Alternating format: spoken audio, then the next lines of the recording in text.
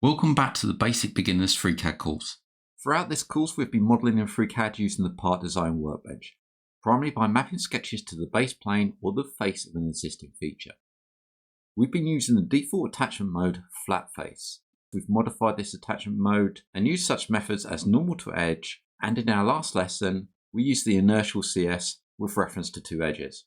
As we advance in the course, we'll increasingly use both attachment offsets and various attachment modes to create more complex models. Before moving forward, let's take a closer look at these concepts and also get a clear understanding of the global and local coordinate system.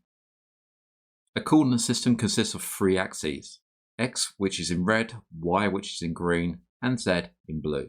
In the bottom right hand corner of FreeCAD, you can see the orientation of the 3D view's coordinate system. By default, the x-axis points to the right. Let's go to the top menu and enable the axis cross. This will activate a navigation widget at the center of the 3D space. Where the axes converge, this is the origin point. It is point 0, 0, 0 on the XYZ. The widget shows the axis depicted as finite lines in the view. They actually extend infinitely in both positive and negative directions from the origin. Anything positioned along these axes is defined by an offset. Placing an object to the left of the origin on the x-axis will give it a negative value, whilst positioning it on the right will assign it a positive one. These axes are fixed and form what is known as the global coordinate system. When an object is added, its position and orientation are defined in the global coordinate space. You'll see these offsets in the placement property. You can manually move or rotate an object using the placement properties, allowing you to control both its position and orientation within the scene.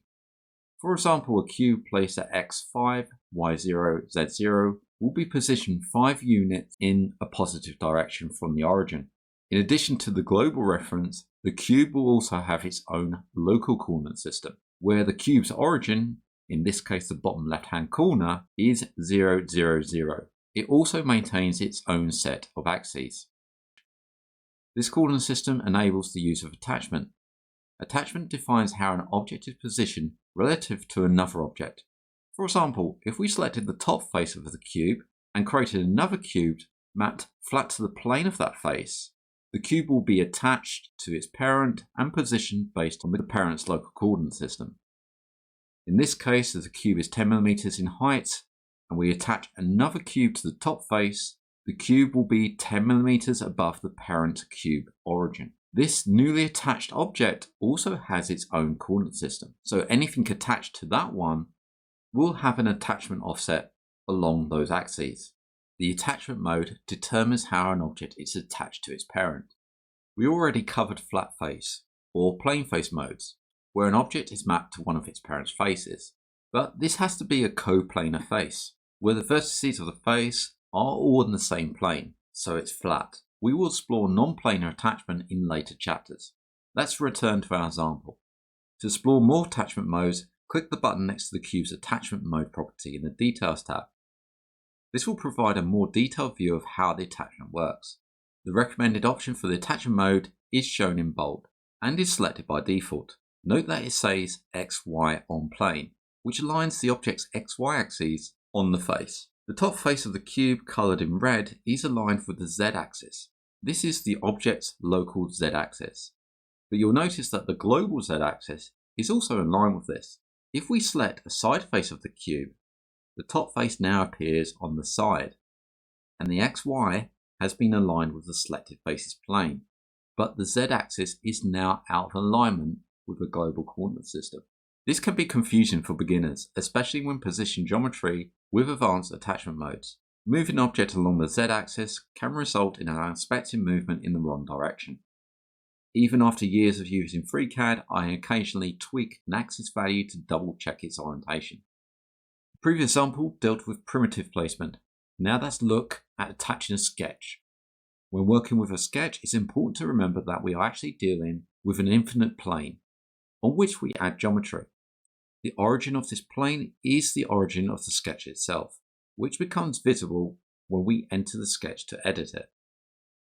A 2D object such as a sketch doesn't have a z-axis. Instead, it has a normal, which defines the direction the sketch faces, orientating it to point forward.